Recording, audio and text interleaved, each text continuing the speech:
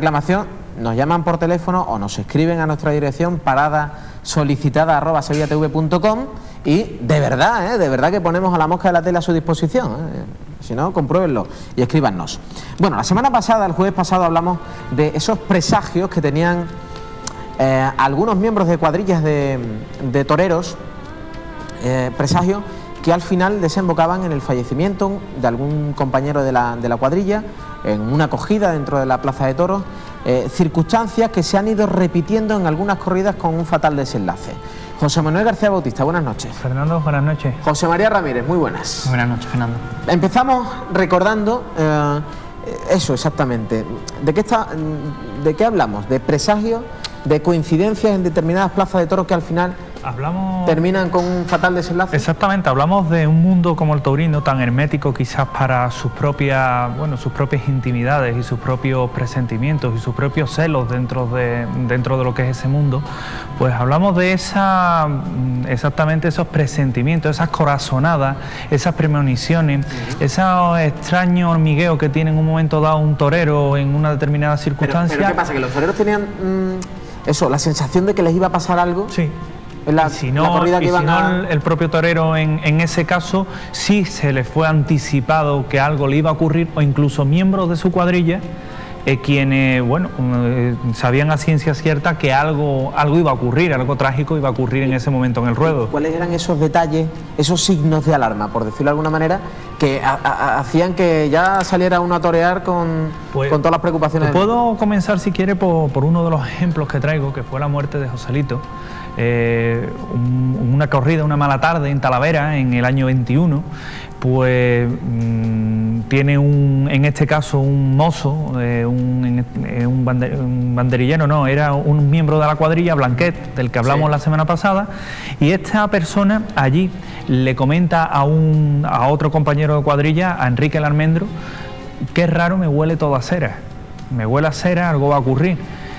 Si a ello sumamos que aquella corrida Joselito se empeña en torearla sin saber cómo, y para colmo ese mal presentimiento que tiene en este caso Blanquet, pues acaba aquella corrida precisamente con la acogida y muerte del diestro.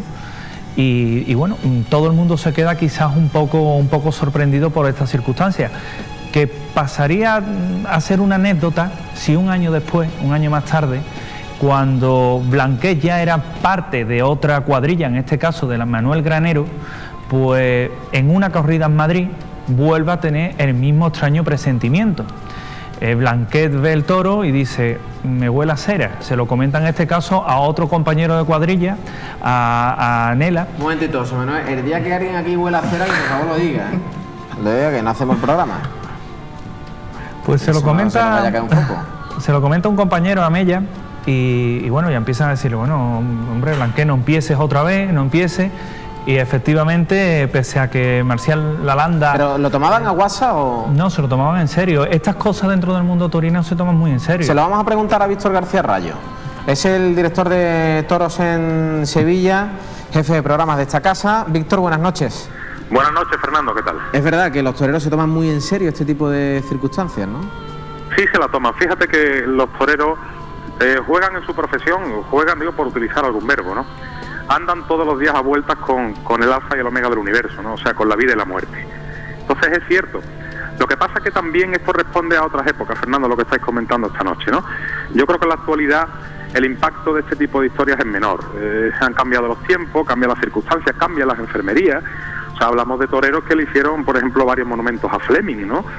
Tenemos que pensar que antes cualquier cornada menor, que hoy es fácilmente subsanable, te podía llevar a una gangrena y posteriormente a la muerte. Hoy día, gracias a Dios, todo eso ha cambiado y es menor. Pero sí que hay mucho de fetichismo, de pensamiento, de coincidencia, de estas cosas en la profesión del toreo, eso es cierto. José Manuel, ¿no se echó de la cuadrilla a Blanquet? No, al revés.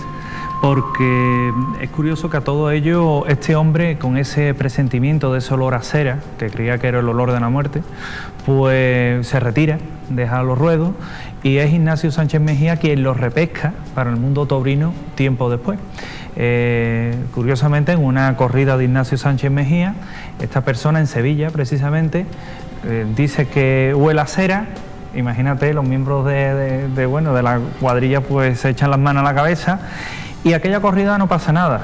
Pero cuando se están cambiando, en este caso para salir prácticamente a Ciudad Real a otra corrida, otro compañero lo comentaba, ¿has visto, Blanquet, como no ocurre nada?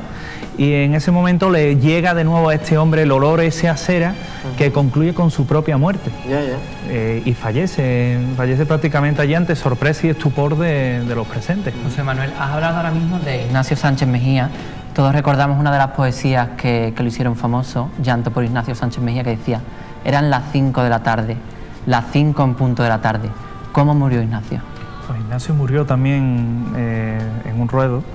Y quizás aquí se confunde un poco la leyenda con toda esta historia de los olores, porque decían que cuando Ignacio Sánchez Mejía fallece, pues nuevamente ocurre lo mismo. Dicen que él era muy aficionado al mundo del flamenco, de hecho él era mecena del mundo artístico, del mundo flamenco, era una persona muy querida, y cuando acude a un tablao a Villarrosa, los miembros de ese tablao dicen que no se querían arrimar a él porque también tenía ese olor a muerte.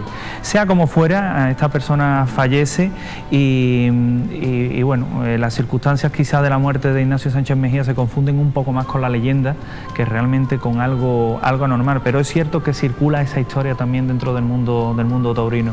Víctor, y nuestros toreros, los que están hoy en activo, son francamente supersticiosos, ¿no?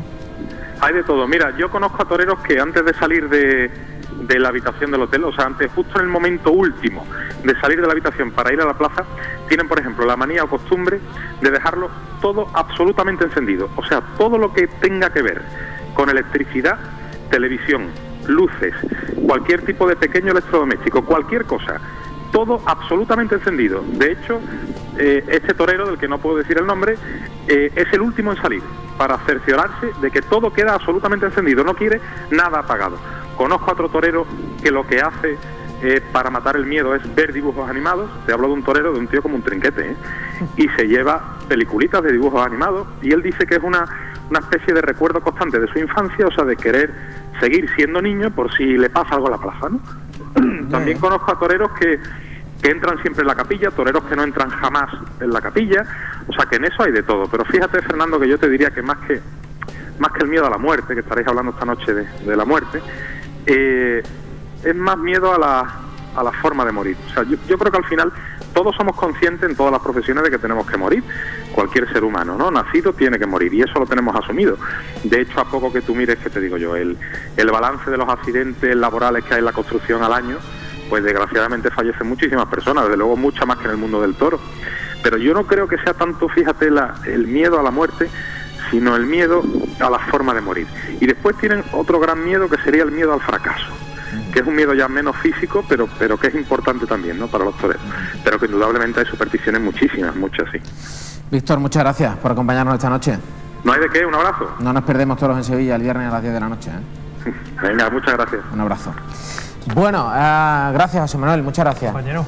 José María, la semana pasada les hicimos una propuesta a nuestros telespectadores, y era desvelar de dónde viene esa expresión tan conocida en principio como la de "tienes más cuento que Calleja". Nos han escrito. Efectivamente, nos han escrito varios correos y hemos seleccionado el que más se acerca a la explicación más veraz de "más cuento que Calleja". Y nos ha escrito Jesús Manuel Cruz Vega desde el Tiro de Línea, dice que es estudiante de Historia, y nos dice que la frase se fraguó en el siglo XVIII, para ser más exacto, en 1785, cuando se funda una editorial Calleja, pues, por don Saturnino Calleja Fernández, y esta editorial...